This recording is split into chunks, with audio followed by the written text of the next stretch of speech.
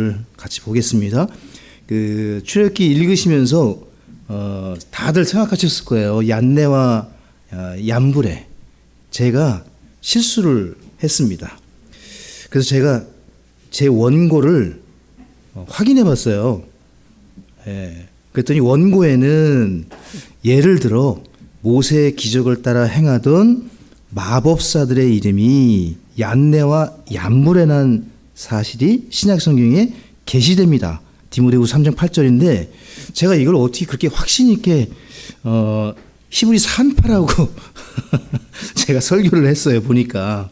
그래서 오늘 오전에도 아침에 오면서 사모님이 그 히브리 산파 성도님들 다 아실 텐데 그래서 그때까지도 가끔 이런 게 있어요. 히브리서에서 여호수아를 히브리식으로 발음을 하면 그게 이제 우리 신약 성경에 와서는 예수와 이렇게 헬라식으로 발음을 해요.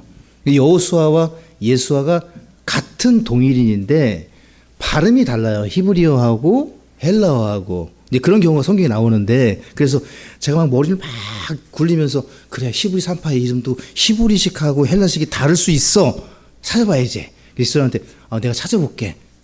그러고서 막 왔는데 아무리 생각해도 아닌 것 같은 거예요. 그래서 원고를 찾아보니까 제가 이게 정말 제가 목회 주관을 가져야 되는지 이게 어떻게 이 원고가 히브리 산파로 제가 이걸 설명했는지 먼저 사과 말씀드립니다.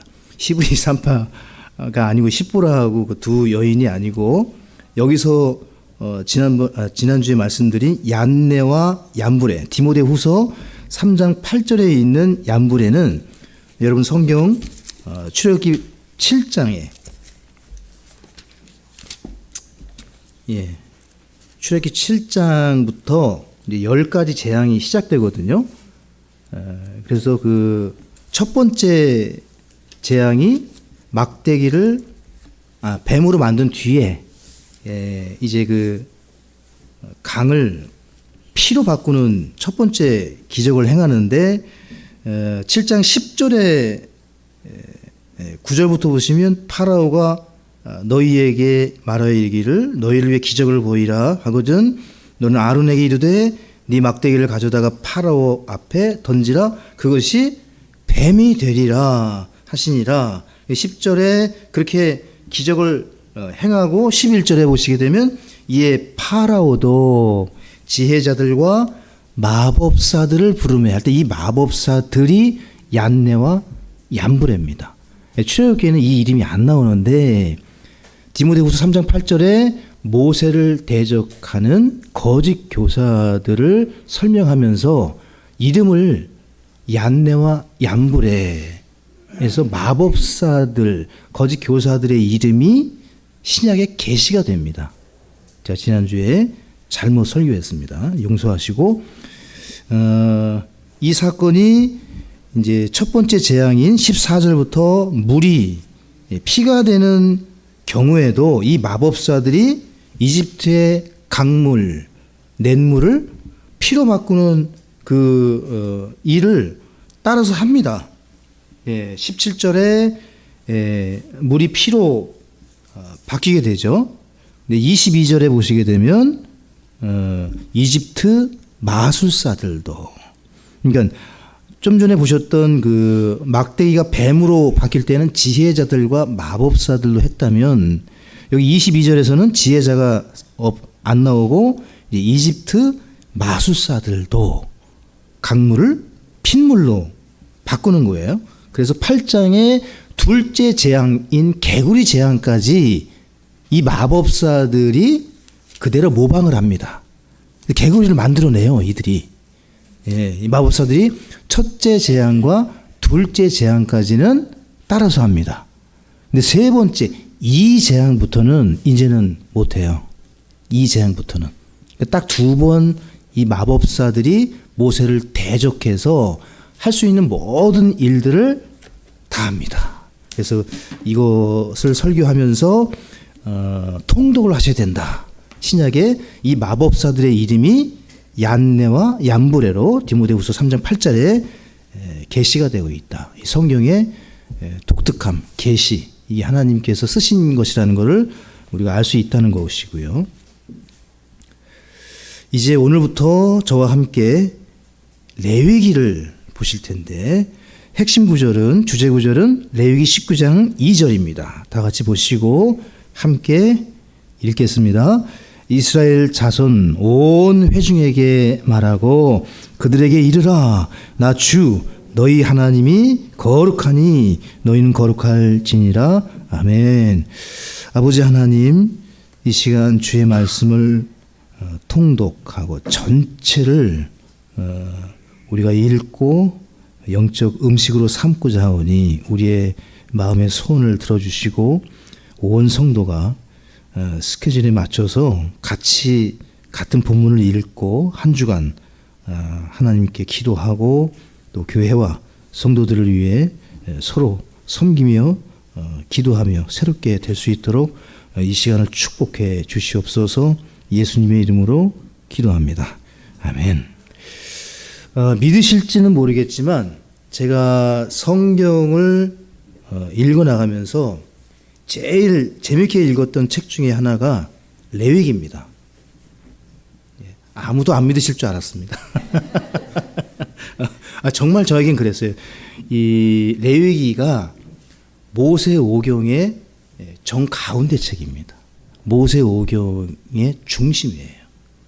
그래서 창세기에서 잘 시작을 하셨고 출애굽기 얼마나 재밌습니까? 성막까지 오면은 조금 고민이 되긴 해요. 예, 아주 그 전문적인 용어들이 나오면서 성막 전체가 예수 그리스도거든요. 예, 그리고 나서 이제 레위기에 들어가시면 오제사 7절기. 자, 같이 해보시죠. 오제사 7절기. 레위기는 이렇게 외우세요. 오제사 7절기. 예, 그 전체가 예배에 관한 오제사 7절기를 다루는 책 12가지. 예, 하나님의 완전수 7과 12입니다. 12지파, 뭐 12로 다 이렇게 하시는데 완벽하게 하나님을 섬기는 방법이 12가지. 오제사 7절기인데 예수 그리스도의 초림과 재림, 그분의 사역을 완벽하게 예표하고 있는 책이 레위기입니다. 저는 막 그 치수가 나오고 나무 종류가 나오고 절기마다 때마다 드리는 희생물이 저는 하나하나가 다 신기했어요. 그 레위기에 있는데 너무너무 재밌는 거예요. 그래서 막 비교해서 만들고 분석하고 여기에는 무슨 동물을 드렸고 또 이걸로 인해서 뭐가 일어나고, 예, 그렇게 열심히 재밌게, 정말 재밌게 읽었던 책입니다. 창세기가 인간의 타락을 다루고 있죠. 출애굽기는 인간의 구속, exit. 출애굽기가 영어로 엑소더스입니다. 탈출하는 책이에요. 그렇죠? 인간이 타락해서 어떻게 거기서 벗어날 수 있는지, 구원받을 수 있는지 구속의 책이라면 레위기는 구속받은 성도, 하나님의 자녀가 어떻게 살아야 할지 예배의 책입니다. 시편이 예배의 노래라면 레위기는 예배, 어떻게 예배를 드려야 할지, 구별될지 성결한 방법을 알려주는 매우 귀한 책으로 모세오경의 중심입니다. 그 위치와 명칭이 그래요. 레위인들을 이제 레비티커스, 이게 레위인들이 예배를 담당해서 예배를 드렸기 때문에 레위기라고 부릅니다. 모세오경의 가운데라는 것 잊지 마시고 레위기에서 포기하시면 안 됩니다. 이 중심에서 들어갔다가 이제 민수기로 가셔야 돼요. 이번 주에 모두가 다 휴식하시면 안 됩니다. 야, 레위기는 그냥 건너뛰자. 그 절대 안 되고 여러분 레위기를 한번 읽어보세요. 레위기 오제사 7절기. 하나님이 우리의 죄를 번제 태워서 드리는 그 헌물을 향기롭게 받으시거든요. 예배는 향기입니다. 예배는 우리가 지금 드리는 이 설교자와 성도님들의 주고받는 이 살아있는 인격들이 서로 반응하는 거예요. 이 반응을 통해 찬송하고 기도하고 서로 그 마음이 연합되고 그 모든 것들이 올라가는 거예요. 주님께. 주님이 보시고 우리 예배를 흠향 맡으시는 겁니다. 예. 그래서 레위기의 핵심은 거룩입니다. 거룩이라는 단어가 84회. 그리고 이 피라는 단어가 88회 나옵니다. 그러니까 거룩은 보혈과 밀접한 관련이 있습니다. 하나님의 보혈을 믿으신다면, 피의 구속을 믿는 성도라면 반드시 구별되어야 합니다. 이건 하나님의 뜻이에요. 그래서 거룩과 보혈은 함께 갑니다. 이 보혈이 나오기 때문에 구속이라는 단어가 45번 나와요.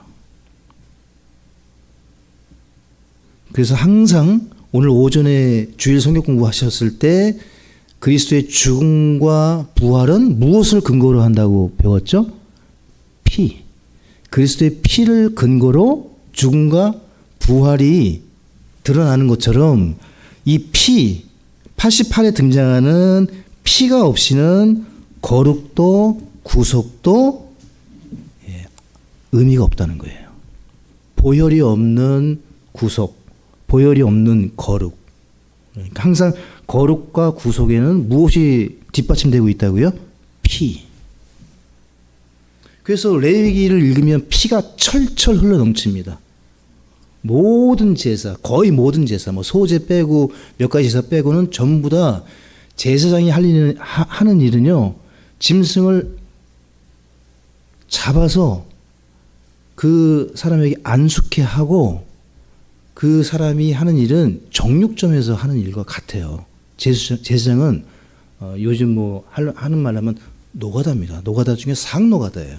진짜 그 양과 염소들을 제사장들이 잡아가지고 널쪽다리 빼고 내장 다 분리하고 하나님께 다 태워드리고 그 냄새하며 완전히 피 속에 들어가 있는 거예요. 이 제사는.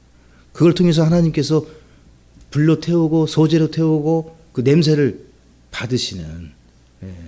그러니까 이 영적인 사역, 목회 사역이 그냥 푸른 초정에 누워서 하는 사역이 아니라 정말 그냥 몸과 마음으로 그냥 열심히 전도하고 또 교회 사역하고 친교회 가고 우리 성도들도 마찬가지.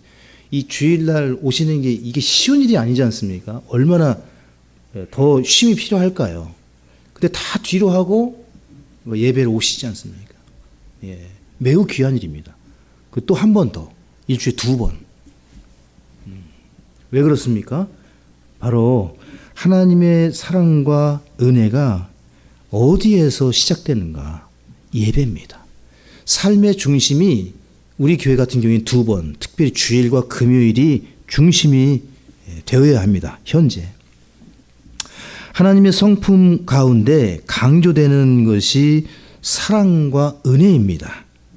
그런데 레위기에서 말씀하시는 바는 그것보다 더 중요한 성품이 있다면 거룩입니다. 거룩 없는 사랑과 은혜는 의미가 없습니다.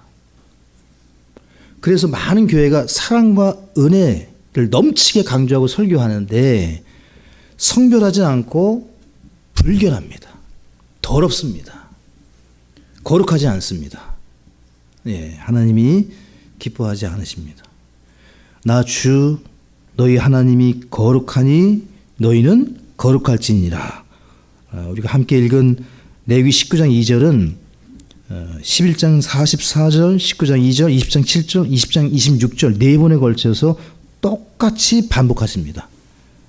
11장 44절, 19장 2절, 20장 7절, 20장 26절 동일한 말씀을 4번 반복합니다. 이것은 명령입니다. 하나님과 어떻게 교제하고 예배를 드리고 거룩한 삶으로 구별되어야 하는가의 방법을 알려주는 책이 레위기입니다. 그래서 레위기의 모든 이 등장하는 예표들, 예표는 다 예수님과 십자가의 구속입니다. 여러분 레위기를 통해서 가장 잘 보이는 분이 있다면 모든 게 다 예수님이에요. 그리고 십자가예요. 예. 우리 지난주에 6월절이 문 상인방을 먼저 치죠. 가로로 우슬초로 양의 피를 적셔서 가로를 치고 세로의 양쪽 인방을 쳤습니다. 그죠? 예, 십자가입니다. 예표예요. 왜 굳이 상인방과 문틈 거기를 치라고 하셨는가? 예, 그게 그냥 성경에 기록된 모든 단어, 수음표, 쉼표, 마침표 의미가 없는 게 아니라 우리가 찾아내지 못해서 그렇지 문자적으로도 그렇고 영적으로도 다 하나님의 의미가 있습니다. 그래서 여러분 그 성막에 보시면 동쪽에서 출입구가 돼 있어요. 동쪽으로. 그래서 하나님께서 계신 곳은 북쪽입니다. 하나님은 위치가 북극성, 북쪽 하늘 위에 계시다 그러거든요. 그래서 그냥 성경적으로 추정하기에는 북극성 7개 별을 보고서 주걱으로 우리가 알고 보는데 그 중에 가장 빛나는 북극성 그 별 위쪽에 삼층천이 있다고 봅니다. 예. 이거는 믿지 않으셔도 돼요. 예. 성경에 이제 북쪽 하늘이라고 돼 있기 때문에 북쪽 끝이 이제 그렇게 가기 때문에 그 동쪽으로 들어가서 처음 맞이하는 게 제단입니다. 그 들어가면 죄인이 들어가면 불타는 지옥을 보는 거예요. 번제에 막 제사장들이 올라가가지고 이렇게 다섯 자 죽음의 숫자 5자입니다. 지옥이에요. 이 번제단은 지옥을 의미해요. 여기에 죄를 다 태워버려야 되거든. 그러니까 여기에 올라가는 그 불들을 보면서 얼마나 무서워 떨고 있었겠어요. 내가 거기 들어가야 되는데 그 번제단에 들어가야 되는데 제사장이 대신 안숙해 데리고 온 양이나 염소를 그 사람으로 하여금 안수하게 하고 그럼 내가 죄를 졌으면 내가 데리고 온 양의 머리 위에 내 죄를 전가시킨단 말이에요. 그럼 제사장이 대신 죽이는 겁니다. 예. 그거 다 조각조각 내가지고 번제단 위에 올려서 타들어갈 때 그 사람은 내가 죽는 거예요. 근데 누가 대신 죽으시는 거예요? 어린 양이신 예수님이 죽는 거예요. 예. 그러면서 이제 그 지성소를 향해서 성막으로 들어가는 모든 그 일들이 다 십자가의 구속, 예수님께서 내 죄를 대신 용서해 주시겠다는 그런 모든 일들을 예표합니다. 신약 성경에서 레위기와 짝을 이루는 책은 히브리서입니다. 그 히브리서에 레위기 말씀이 굉장히 많이 인용됩니다. 그럼 히브리서는 어떤 책이죠? 십자가와 구속을 가장 잘 드러내는 책입니다. 예. 제일 어렵게 느껴지는 책 중에 하나가 히브리서인데 히브리서가 제일 재밌는 책 중에 하나인 거예요. 우리가 예수님을 바라보고 읽으면 히브리서 통해서 믿음이 상승한다는 걸 느낍니다. 이 히브리서만큼 성도로 하여금 교회 시대에서 환란 시대 넘어가는 하이라이트. 네. 그래서 교회 시대와 환란 시대가 같이 섞여 있기 때문에 좀 주의할 필요는 있지만 알고 읽으시면 그 어떤 책보다 흥미로운 책, 믿음을 주는 책. 자, 출애굽기에서 주님이 시내산에서 율법을 주셨죠. 레위기에서는 성막, 장막에서 말씀하십니다. 그러니까 이 레위기는 장막에서 하시는 말씀이에요. 모세에게 이렇게 오제사 7절기를 해라. 근데 시내산에서 주신 게 아니라 성막, 장막에서 하신 말씀이 레위기입니다. 그러므로 레위기를 읽으셔야 합니다. 그래서 레위기의 주요 부분은 여러분 교재에 나와 있듯이 1장부터 16장까지는 성도가 하나님께 나아가는 길에 대해서, 그래서 1장부터 7장까지는 주님이 제시한 제사, 오제사를 통해서 하나님께 나아갈 수 있습니다. 하나님께 나아가는 방법에 대해서 1장부터 16장까지, 그 중에 1장부터 7장은 오제사, 8장과 9장은 제사장을 통해 나아가게 하셨어요. 그러니까 제사장을 통해서, 이 제사장이 누구죠? 예수님이죠. 11장부터 15장은 정결법, 여인의 유출병이라든지 뭐 이런 세세한 부분까지 다 다루십니다. 그리고 마지막 16장은 매년 드리는 속죄제. 이게 오제사 7조기 중에 하나가 속죄제거든요. 1년에 한 번 대제사장이 장막, 성막, 그것도 지성소에 들어가서 언약궤, 아론의 지팡이와 만나 항아리와 그 언약궤 위에 두 개의 그룹, 천사가 아닌 천사 위에 위치하는 그룹이라는 그룹이, 두 개의 그룹이 언약궤를 이렇게 지키고 아치형으로 이렇게 날개로 이렇게 가리고 있는, 그러면 그 두 개의 그룹이 어디를 보고 있느냐?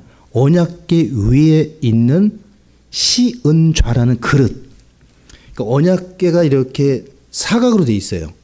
사각, 직사각형으로. 그럼 두 개의 천사 그룹이, 천사가 아닌 그룹, 케루비라는 그룹이 이렇게 아치형으로 날개로 이렇게 언약궤를 지키고 보호합니다. 그럼 그 천사들이 어디를 보고 있냐면은 언약궤 바로 위에 시은좌라는 여기를 봐요. 여기에 대제사장이 피를 쏟아 붓습니다. 이게 이제 1년에 한 번 죄를 속죄받는. 대제사장 옷을 입고 들어갈 때 방울을 달고 들어가는 거예요. 방울을. 실로 이렇게 연결해가지고. 딸랑딸랑 하면서 소리를 내서 들어가는데 소리가 안 나면 죽는 겁니다. 죽는 거예요. 이게 다 하고서 움직일 때 소리를 내게 해서. 그래서 그 사람이 죽으면 어떻게 해요? 그 줄을 끌어서 내오는 거예요. 이 사람을 끌어내야 되잖아. 할 때. 그런 방법으로 너무너무 거룩하신 거예요. 성별, 거룩. 거룩의 핵심이 뭐죠? 보혈, 피. 그러니까 이 피를 보고 합당하면 용서해 주신 거예요. 매년 민족적으로 전체 다. 이거는 이스라엘에게만 해당되는 겁니다. 이스라엘 민족의 백성이 알고 지었던 모르고 지었던 그들이 지은 모든 죄들을 우리가 알고 모르고, 우리도 하나님 예수님께 십자가를 믿는 그 순간 내가 알고 몰랐던 죄까지 다 용서받잖아요. 맞습니까? 그러니까 이스라엘 민족이 그냥 다 용서받는 거예요. 17장부터 27장까지는 하나님과 친교하는 방법, 교제하는 방법, 하나님과 친교를 누리는 길이 무엇인가, 하나님과 어떻게 교제할 것인가. 그래서 1장부터 16장까지는 주로 예배와 관련해서 희생제와 속죄제 이런 부분이었다면 17장부터 27장까지는 실제적으로 이제 구원받은 성도가 하나님과 어떻게 교제할 것인가. 첫째는 17장부터 22장까지는 죄로부터 분리해야 합니다. 우리는 죄에 대해서 분리해야 합니다.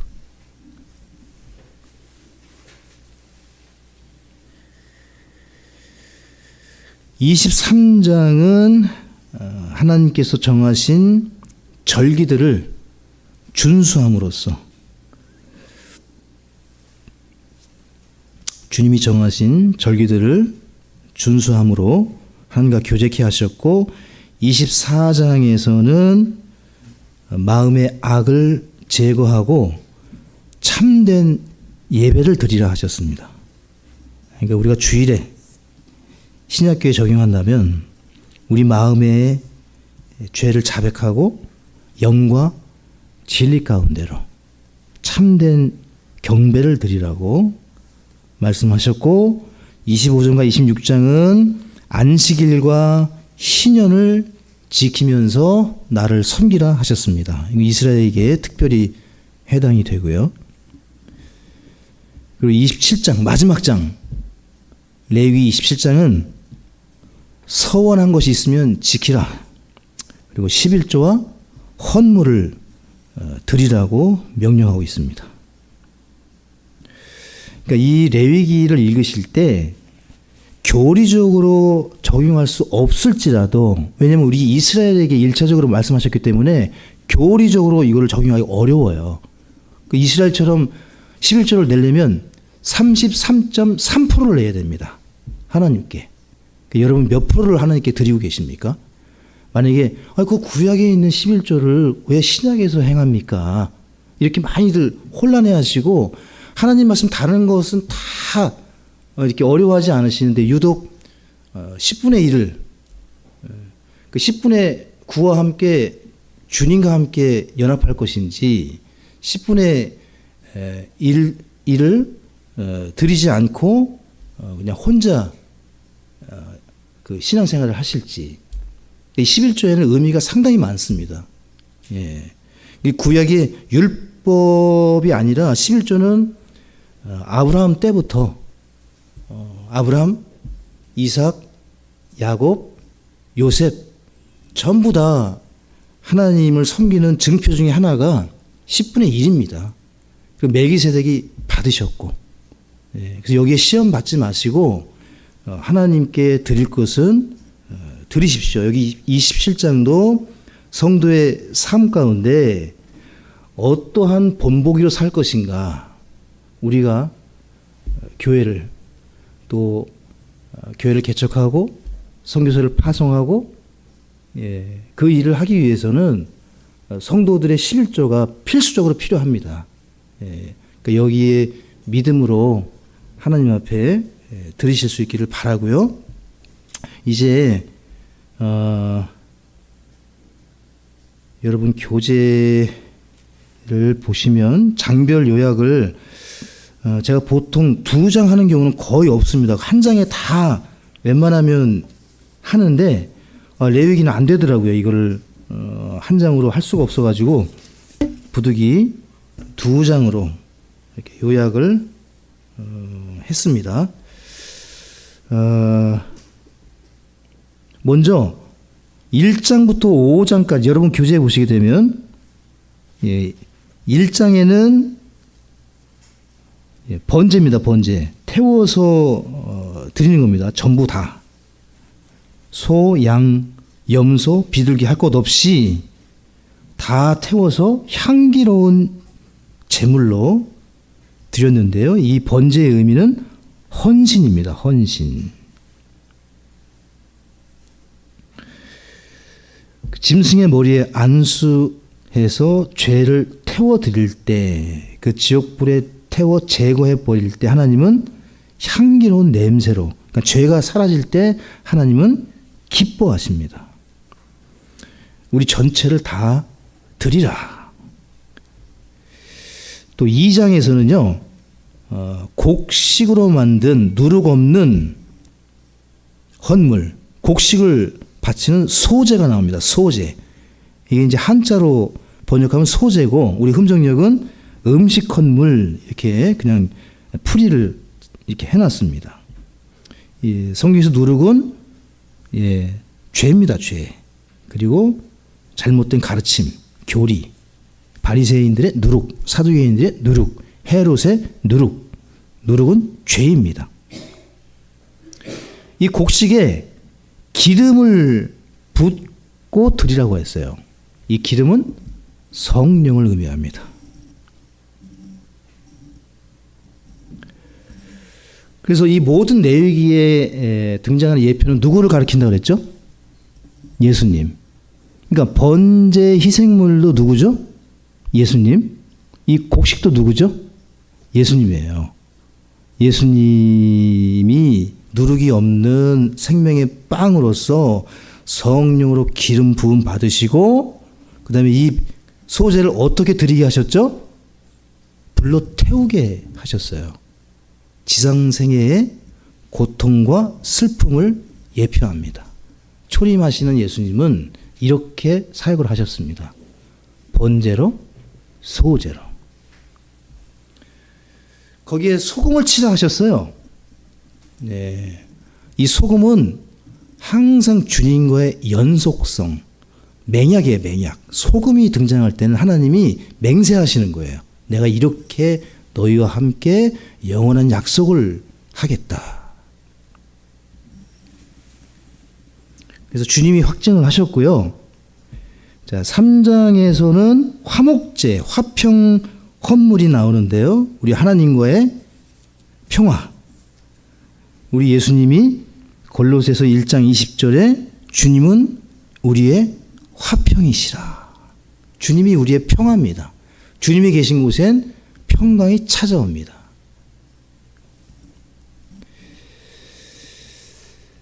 하나님과 원수였지만 주님이 화해케 해주셨고 친교를 누리게 하시는 향기로운 냄새의 헌물에 해당합니다. 4장입니다. 4장은 죄의 헌물이에요. 이것을 속죄제라고 했고 죄의 헌물이 나옵니다. 죄의 헌물. 고린도후서 5장 21절이 대표적으로 이 부분을 설명하는데 보시죠. 고린도후서 5장 21절입니다.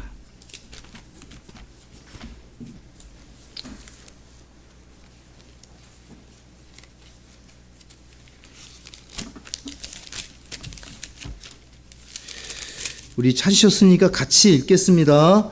하나님께서 죄를 알지 못한 그분을 우리를 위해 죄가 되게 하신 것은 우리가 그분 안에서 하나님의 의가 되게 하려 하십니다. 우리에게 의를 주시기 위해서 먼저 무엇이 되셔야만 했습니까? 죄. 그래서 속죄하는 죄. 죄 자체, 죄 헌물. 하나님 앞에서 인간이 용서받는 유일한 방법, 죄 자체가 되어야 됩니다. 사람이 죄 자체가 되는 유일한 길은 성육신밖에 없어요. 하나님의 의가 죄의 형체로, 종의 형체, 죄의 형체로 오시는 수밖에, 인간의 모습으로 오시는 방법밖에는 없습니다. 근데 이 사장을 읽어보시면 그 독특한 표현이 나와요. 진영 밖에서 불살라져요. 이스라엘 진영 밖에서, 성막 밖에서, 예루살렘 성전 밖에서, 골고다 언덕 갈보리 산에서 속죄되는 십자가를 가르쳐 줍니다. 예수님께서 성문 진영 밖에서 고난 당할 것을 보여주는 중요한 제사, 헌물이 속죄제입니다. 굉장히 중요합니다. 마지막 5장에 범법 헌물이 등장합니다. 범법 헌물, 속건제. 이것은 그 죄값을 대신 지불하시고 성도 간에 범죄했을 때 어떻게 해결해야 될지를 보여주는 그런 부분입니다. 흠없는 어린 순양을 바치게 하셨고, 우리 주님께서 영원히 단 한 번에 자신의 몸으로 들이실 것을 보여주고 있습니다. 그래서 우리가 살아가면서 짓는 죄에 대해서 어떻게 해결해야 될 것인가까지도 다 완벽하게 하나님께서 미리 다 보여주셨습니다. 자, 이제 스케치하는 마음으로 8장으로 가시겠습니다. 8장 넘어가서 6, 7장 넘어가고요.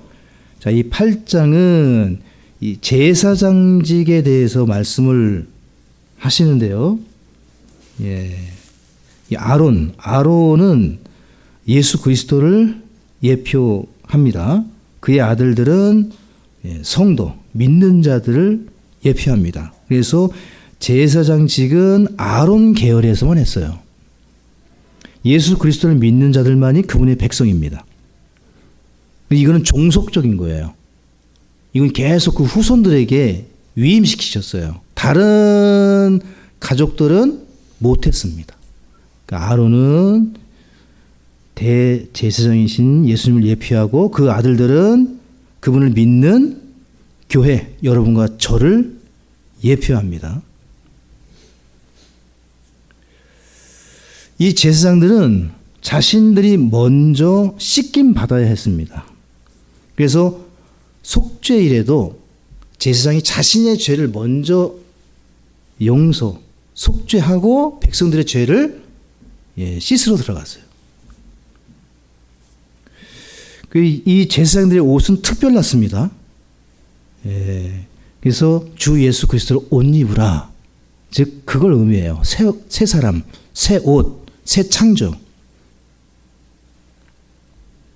그리고 역시 이 제사장들은 기름 부음을 받았습니다. 디도서 3장 5절을 보십니다. 디도서 3장 5절에 이 제사장 아론을 통해서 그 의미를 우리가 발견해 볼 수 있는데요.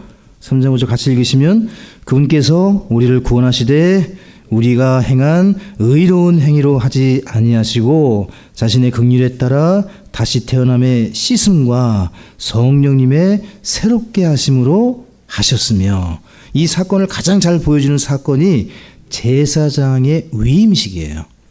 제사장을 이런 식으로 씻기시고 직분을 세우셨어요. 반드시 먼저 씻긴 다음에 성령으로 기름 붓고 제사장의 옷을 입게 하셨어요. 여러분과 저는 똑같습니다. 지금 여러분과 저는 거룩한 희생을 드리는 신약의 영적 제사장들입니다. 맞습니까? 우리는 아론의 계열에 속한 하나님을 섬기는 제사장들이에요. 영적 제사장이 된 겁니다. 혈만, 피만 다른 것이지, 이스라엘 민족만 다른 것이지. 그래서 레위기 9장에는 제사장의 첫 직무가 나오고요. 10장으로 넘어가시면 그 유명한 나답과 아비후 즉사를 합니다.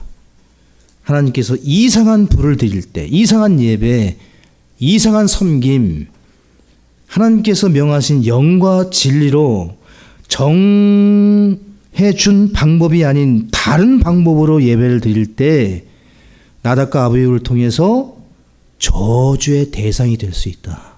엄히 경고를 하죠.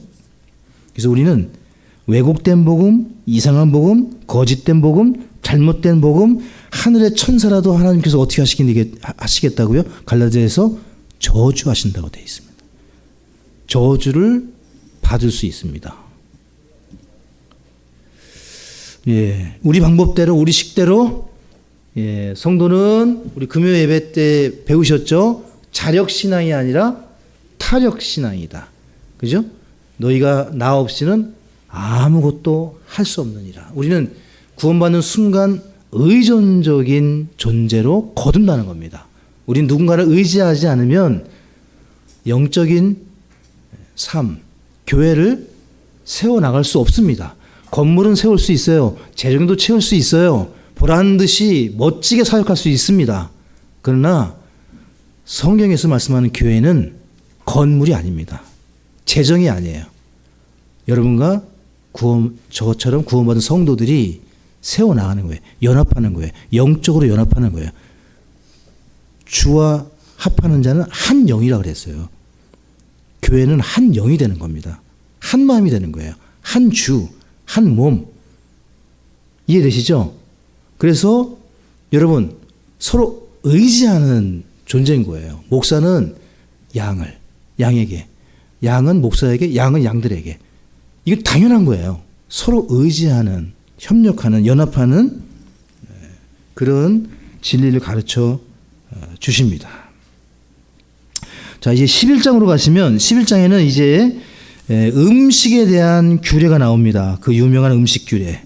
먹을 수 있는 것과 먹을 수 없는 것, 정결한 짐승과 부정한 짐승 다 구별하시고 거룩한 백성으로서 하나님을 믿지 않는 자들과 구분하셨는데, 여기 레위기 11장을 통해서 여러분과 제가 주의해야 될 것은 레위기 11장에 먹지 못하게 한 게 있어요. 술입니다. 술. 이건 신약에서도 마찬가지예요. 신약 성도들은 절대 술을 입에 대서는 안 됩니다. 또 한 가지는 피입니다. 피를 절대 입에 못 대게 하셨어요. 제사장에게는. 두 가지를 못 대게 했어요. 제사장에게. 술과 뭐라고요? 피. 그래서 제가 이 피째 먹는 것을 주의하라고 말씀드리는 게 우리에겐 그게 맛있고 영양이 되고 몸에 도움이 되는데 영적으로는 해가 될 수 있어요. 독이 될 수 있어요.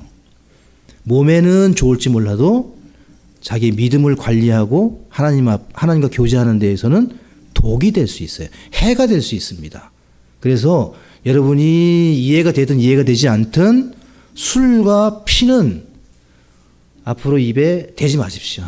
저는 구원받고 담배는 금방 끊었는데 말씀드렸듯이 술은 한 1년 넘게 먹었습니다. 그게 죄인지를 모르고 먹은 거예요. 근데 그 이후로 술을 딱 끊은 뒤로는 지금까지 입에 댄 적이 없습니다. 감사하게도. 뭐 당연한 일인데.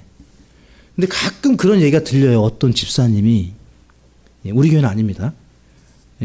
이렇게 목회를 하다 보면 목사님들이 이렇게 주고받을 때가 있는데 성도님들의 무슨 그런 치부를 드러내는 그런 게 아니라 어떤 부분들에 있어서 서로 교훈을 받는 누구라고 얘기 안 하지만 이런 일이 있더라는 얘기를 들으면은 간혹 성침에도 술을 조금 잘못 이해하시는 분들이 있어요.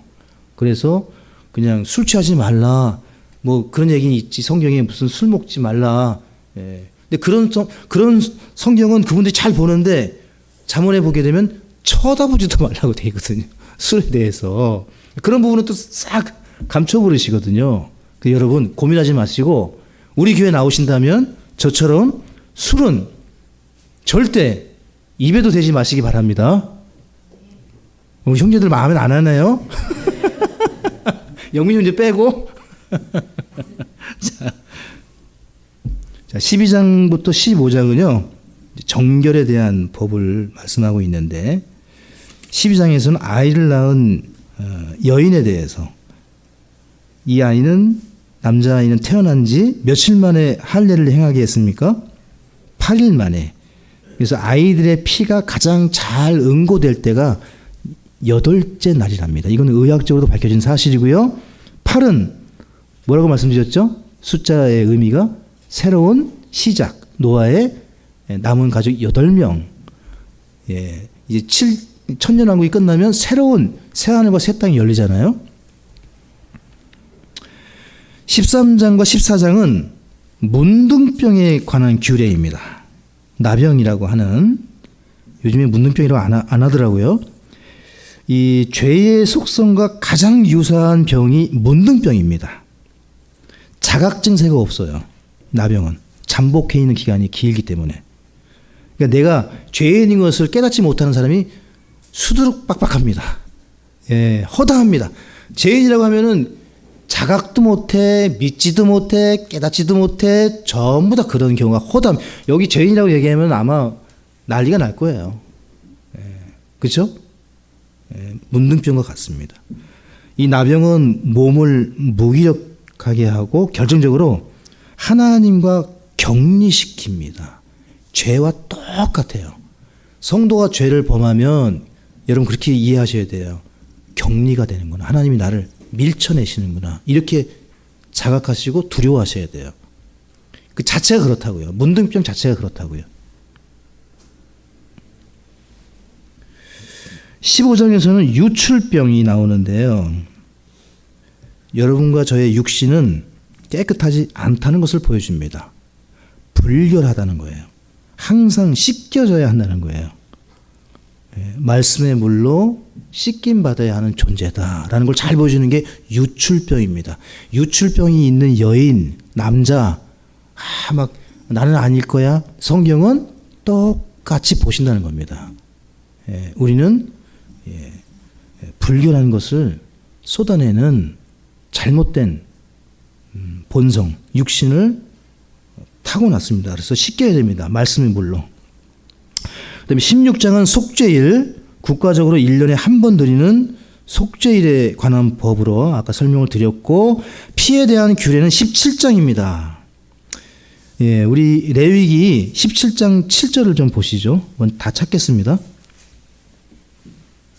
피를 절대로 먹지 말라는 명령과 함께, 왜냐하면 육체의 생명이 피에 있기 때문에 율법 이전 노아, 율법 아래 신약시대 사도들에게도 동일하게 피는 절대 먹지 말라고 하셨고, 여기 7절은 이제 같이 있습니다.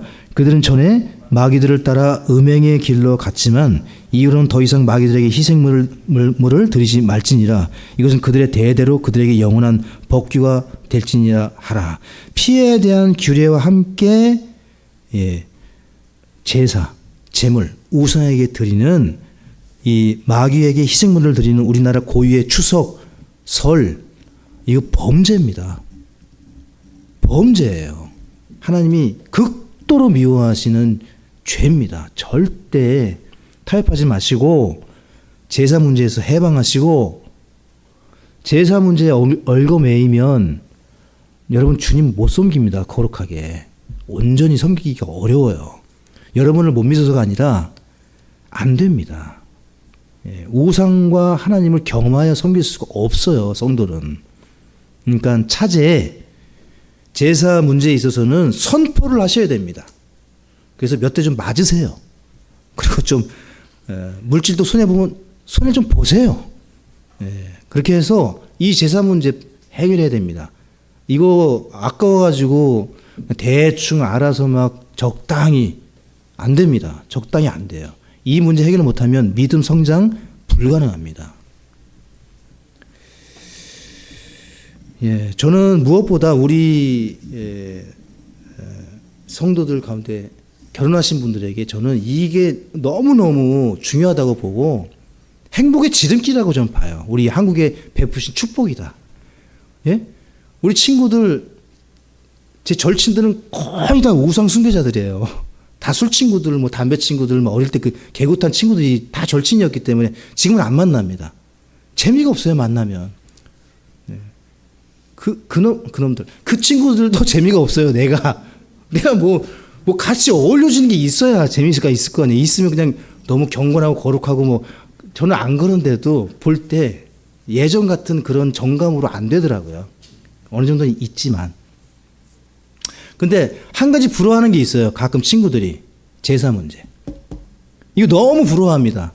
어쨌거나 그 문제는 네가 최고다. 그 아내, 며느리, 그 삶이요.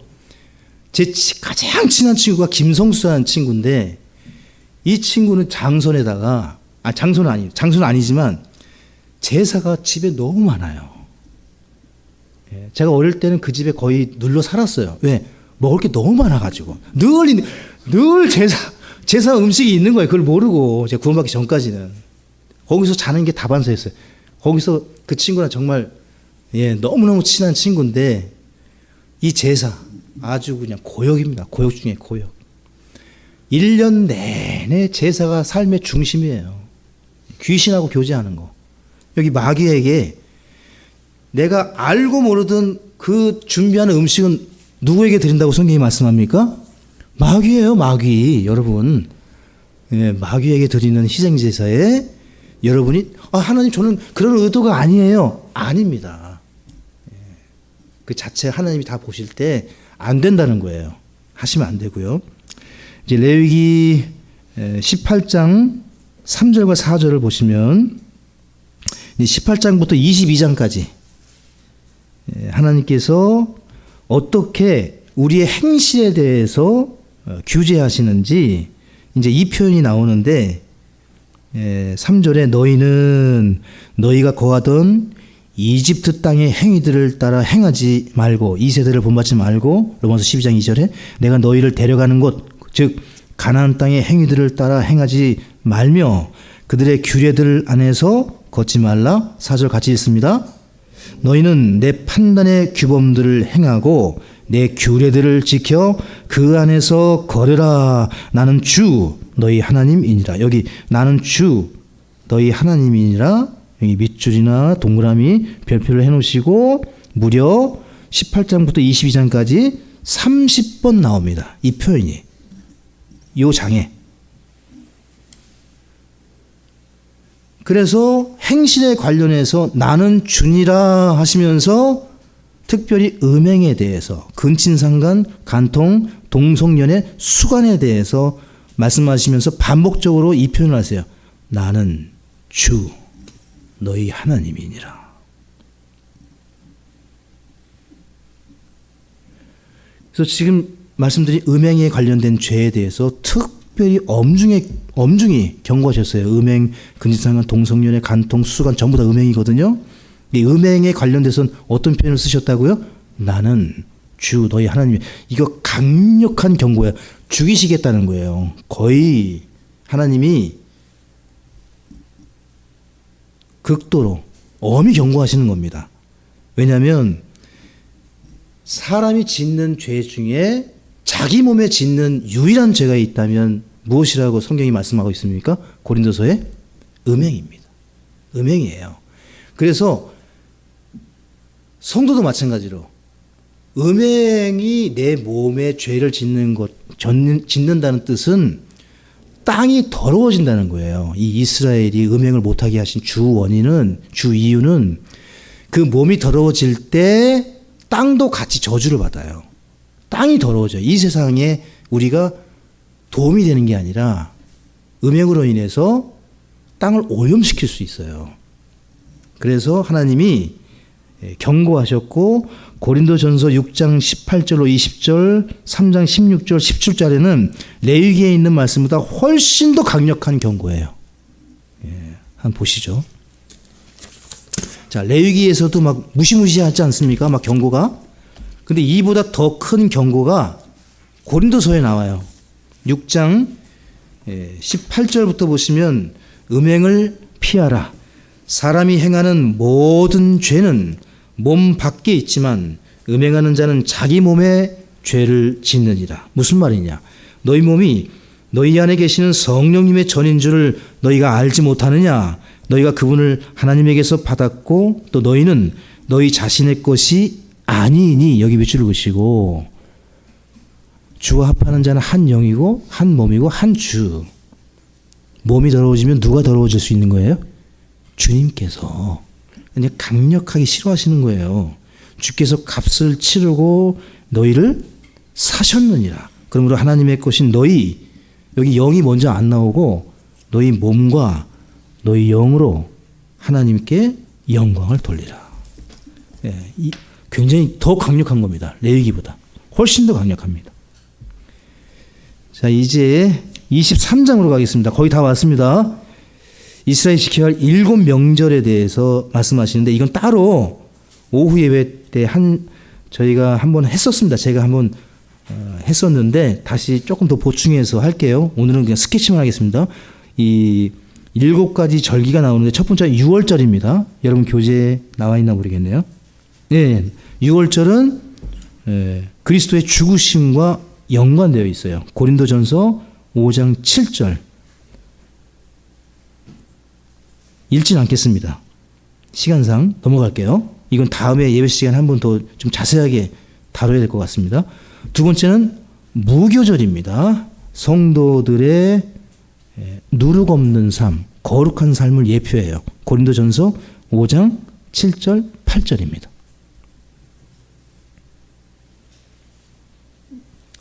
세 번째가 초실절, 첫 번째 열매이신 예수 그리스도의 부활을 예표합니다. 그래서 첫 열매들로 번역합니다. First fruits, S를 붙여서 첫 열매 또는 첫 열매들로 번역합니다. 둘 다 가능합니다. 예수 그리스도, 부활의 첫 열매이신 예수 그리스도와 부활할 구약 성도들을 예표합니다. 레위기에서는. 신약에서는요, 우리죠. 고린도전서 15장 23절입니다. 네 번째, 오순절입니다. 성령 강림과 교회 시작, 교회의 몸을 구성하는 것과 관련이 있습니다. 근데 이 부분을 읽어보시면 누룩이 있는 빵이 나와요. 다른 제사는 다 누룩이 없는데 유일하게 오순절에는 누룩이 있어요. 우리의 불완전성을 의미합니다. 교회, 성도의 연약함, 불완전성. 이 시대에 우리가 살고 있는 거예요. 고린도전서 12장 13절을 보겠습니다. 성령 강림과 교회의 시작, 교회의 몸을 구성하는 것과 관련이 있어요. 12장 13절 오순절은 수학의 마지막 날이거든요. 여기 보시면 우리가 유대인이나 이방인이든 매인자든 자유로운 자든 모두 한 성령에 의해 유대인이나 이방인이든 이제 모두가 다 한 성령에 의해 침례를 받아 한 몸, 이 교회거든요. 안으로 들어왔고 모두가 마시게 되어 한 성령 안으로 들어왔느니라. 이게 교회입니다. 한 성령 안으로. 이제 본격적으로 성령으로 말미암아 본격적으로 교회 시대가 열리는 사도행전 2장부터 시작되는.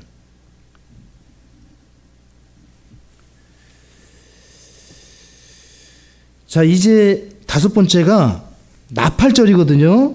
그럼 오순절과 나팔절은 그 간격이 넉 달입니다. 넉 달이에요. 그래서 오순절 이후에 곡식들이 여물어요. 포도들이 여물어요. 넉 달 동안 굉장히 이 과일, 무슨 곡식, 모든 것들이 다 이 기간이 어떤 기간이죠? 교회 시대입니다. 교회 시대. 지금은 수학기예요. 수학기. 성령께서 교회를 이루시는 자그마치 2000년이 지금 흘러가고 있습니다. 지금이 절기를 예표로 우리에게 적용한다면 지금이 오순절입니다. 우리는 지금 오순절에 해당하는 교회 시대에 살고 있습니다. 머지않아서 이방인의 충만한 때가 이제 복음이 다 전해져서 이방인이 충만하게 다 차게 되면 이제 로마서 우리 공부하실 텐데 설교 들으실 텐데 마침내 유대인들 지구상의 모든 유대인들은 성경에 의하면 다 팔레스타인 땅에 집합합니다. 그때 교회는 휴거되겠죠. 아직 이스라엘이 다 모이지 않고 있죠. 근데 지금 전쟁을 보세요. 팔레스타인이 이루어지는 전쟁. 지금 다 지금 귀환하고 있어요. 러시아 유대인들, 체코 유대인들, 헝가리 유대인들. 지금 국가가 전쟁 중이니까 이스라엘은 모이고 있는데 아랍들은 다 흩어지고 있죠. 전쟁이 이길 수가 없어요. 아랍이. 죽음으로 모이고 있습니다. 근데 지금은 아니지만 계속해서 이런 일들이 벌어지면서 이스라엘이 팔레스타인에 모이게 하시는 거예요. 이게 예언이 이루어지고 있는 겁니다. 지금. 이제 나팔절. 이제 넉 달이 지나면 나팔이 불려지는데 교회의 휴거를 의미합니다. 이스라엘이 모이면 교회는 휴거됩니다. 이게 나팔절이에요. 나팔절은 이스라엘이 모이는 절기, 교회는 휴거되는 절기입니다. 일곱째 달 첫날에 지켜집니다. 7개의 명절 중에 이제 앞에 4개가 한 축을 이룬다면 이제 이 나팔절부터는 두 번째 부분의 재림입니다. 이제 이거 잘 이해하셔야 돼요. 7절기 중에 앞에 4개는 초림에 관련해서 5번째 나팔절부터는 재림에 관련해서. 자, 그럼 23장 24절을 좀 보시겠습니다. 자, 23장 24절. 조금만 참으세요. 옆 사람 좀 꼬집어 주세요. 아니면 주물러 주세요. 제가 이걸 제일 재밌다고 그랬는데 아무도 동조 안 하신 이유가 있어요. 저만 재밌어요. 저만. 우리 성도들 다 지금 조금만 집중해 주시고, 이런 공부는 이제 앞으로 거의 없겠죠. 그런 마음으로 들어보십시오. 24절에 이스라엘 자손에게 말하여 이르라. 너희는 7째 달 곧 그 달 첫째 날을 안식일로 삼을지니 이날은 나팔들을 불어 기념할 날이요 거룩한 집회 날이니라. 안식일이니까 아무것도 하면 안 돼요. 이 나팔절 때는 쉬는 겁니다. 교회는 쉬겠죠. 쉬고 돼서 우린 잔치를 벌이죠. 25절 너희는 그날에 아무 노역도 하지 말고 주께 화제 헌물을 드릴지니라. 그래서 이 달 일곱째 달 10일이 속죄일이에요. 아까 그 제사 중에 속죄제가 있었잖아요. 그 중에 속죄일 1년에 한 번 대제사장이, 이게 음력 7월 10일이기 때문에 양력으로 치면 9월 20일 정도가 되는 거예요. 이게 대략. 그러니까 늘 바뀌어요. 매년 음력이기 때문에. 그래서 이스라엘에게는 일곱째 날인데 양력을 세는 우리에게는 언제라고요? 9월 즈음이라고 보는 거예요. 늦으면 10월까지. 그렇게 이해하시고요. 예. 나팔을 불어서 이제 모이게 하셨고, 교회 시대를 예표하는 오순절부터 나팔절 사이. 예. 자, 그래서 고린도전서 우리 15장을 좀 보겠습니다. 고린도전서 15장 51절과 52절입니다. 나팔과 관련해서. 나팔절이 교회의 휴거와 관련이 있다고 말씀을 드렸기 때문에 찾아보겠습니다. 데살로니가전서 4장 16절이 대표적인데 그건 늘 보았던 말씀이기 때문에 옆에 고전 15장 51절 52절 옆에 살전 4장 16절 써놓으시고 고전 15장 51절을 보겠습니다. 보라 내가 너희에게 한 신비를 보이노니 휴거입니다. 우리가 다 잠자지 아니하고 마지막 나팔 소리가 날 때에 눈 깜짝할 사이에 순식간에 다 변화되리라. 같이 읽습니다. 나팔 소리가 나매 죽은 자들이 썩지 아니할 것으로 일으켜지며 우리가 변화되리니. 이 나팔절과 깊은 관련이 있습니다. 이스라엘은 회중들이 앞으로 나가거나 모일 때 나팔을 불었어요.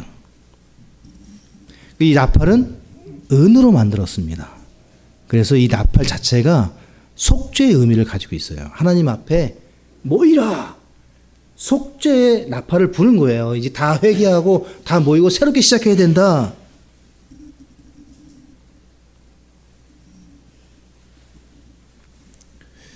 자, 마태복음 24장 31절을 써놓으시고 같이 보십니다. 아까 데살로니가전서 4장 16절, 고린도전서 15장 52절, 그리고 옆에 마태복음 24장 31절, 그리고 다 같이 보시죠.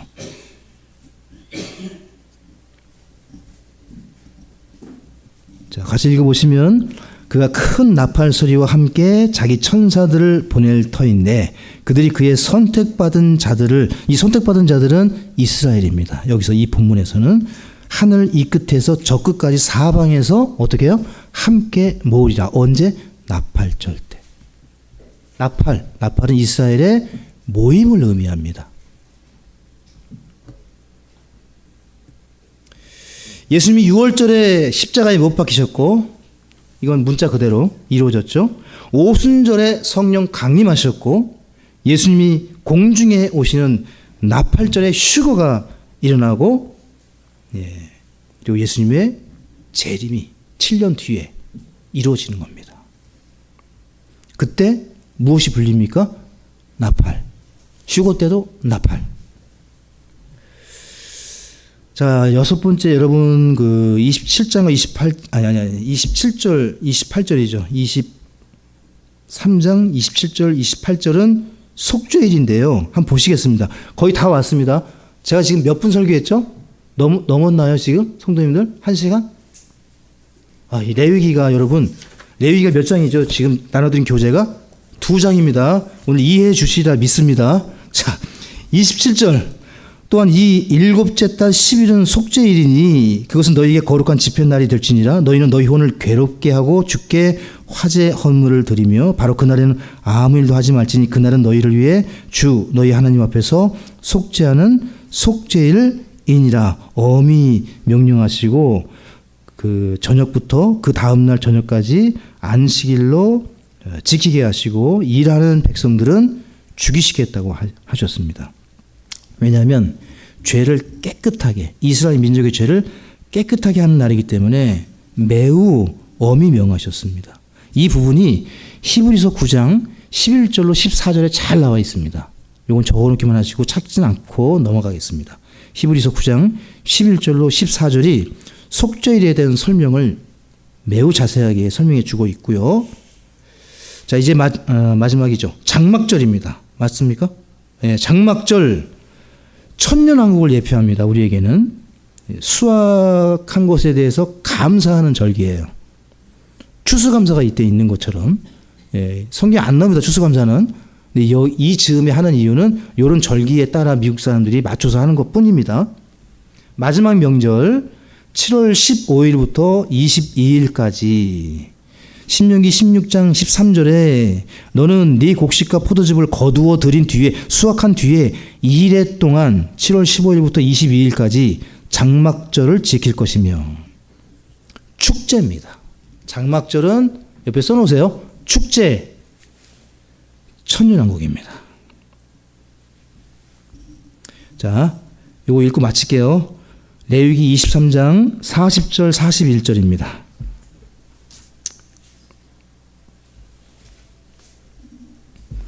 너희는 첫째 날에 좋은 나무들의 가지와 종려나무들의 가지와 무성한 나무들의 가지와 신의 버들을 취한 뒤 주 너희 하나님 앞에서 이래 동안 어떻게 해요?